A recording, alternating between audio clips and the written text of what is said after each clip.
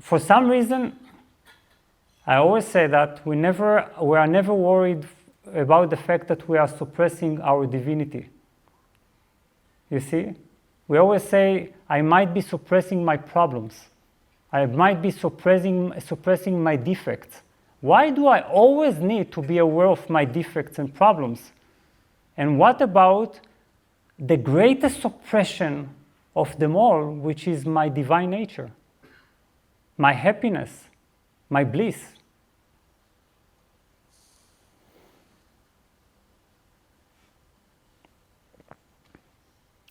Do you understand?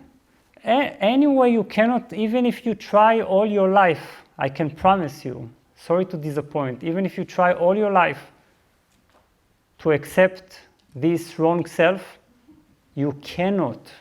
Why? Not only because it is not fitting, but also because it is by nature not self-accepting.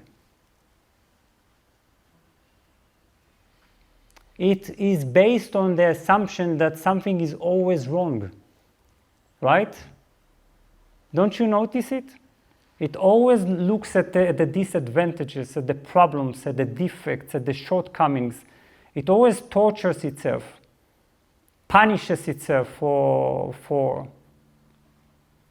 what it cannot do, for what it does, for what it is. It always punishes and judges everyone around.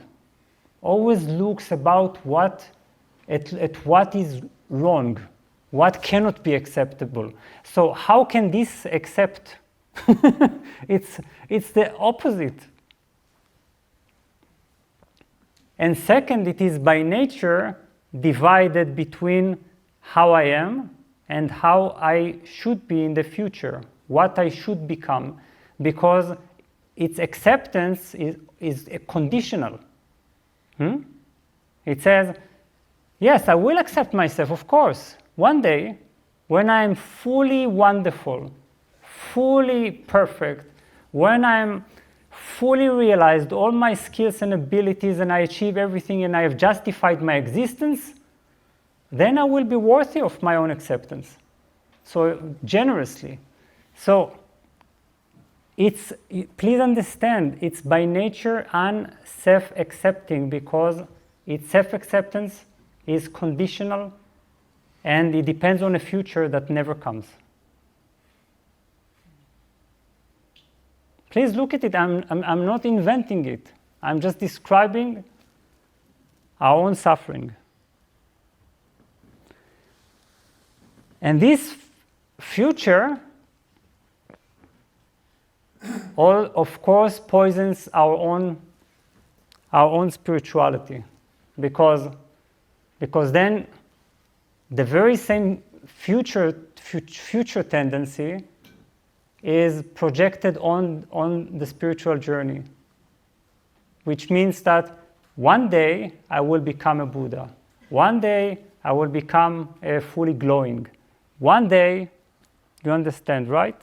My divinity awaits me over there, glowing in the horizon. I always move toward it. I can never be one with it.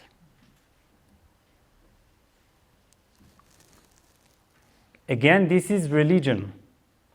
I am in the mud, wallowing in the mud, looking at the sky, praying, please save me. And the more my self-image is limiting, the more pitiful my prayers become, right? Because I feel more helpless, more powerless. So this is the problem. This is the problem. The problem is my very low opinion about myself. I'm always obsessed with my own shortcomings. I'm never obsessed with my own natural divine beauty. Why? Why am I not obsessed with this? Replace obsessions. Instead, I'm putting so much pressure on myself. and project myself as ugly or stupid or whatever, and so that even if other people come and say, I love you, you are so beautiful, we say, really? You probably are blind or something, but I know in my heart of hearts what the reality is. And this self-image makes me unhealthy. It causes illnesses constantly, whether consciously or unconsciously.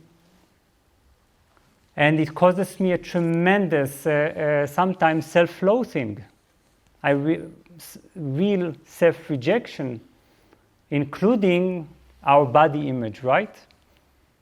The way we look at the imperfections of the body, or the imperfections of how we speak, or the imperfections of how we walk. All the time, there is a big brother looking at us. And the big brother is us, this self-image.